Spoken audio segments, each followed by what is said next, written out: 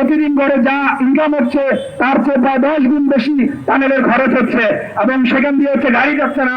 ফলে বিভিন্ন আমরা সোশ্যাল মিডিয়ায় দেখবো যে মস্কারি করা হচ্ছে যে মাননীয় স্পিকার ওই টানেল দিয়ে তো বিরোধী দলের নেতা কর্মীরা যাচ্ছে না, যার জন্য রাজস্ব আদায় হচ্ছে না।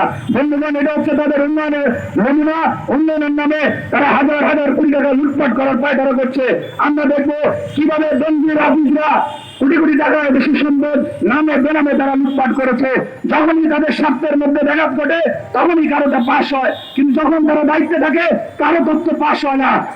আমরা বলতে চাই, এরকম অসংখ্য দলজিরা অসংখ্য আজিজ বন্দীরা রয়েছে, তাদের তথ্য বের করুন, না হলে ছাত্র জনতার উত্তাল আন্দোলনের মধ্যে দিয়ে আপনাদের পতন হবে।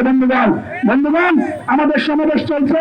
আমাদের মাঝে আরো উপস্থিত রয়েছেন বাংলাদেশ ছাত্র ফেডারেশনের কেন্দ্রীয় দপ্তর সম্পাদক ছাত্রনেতা অনুপম রায় রূপক।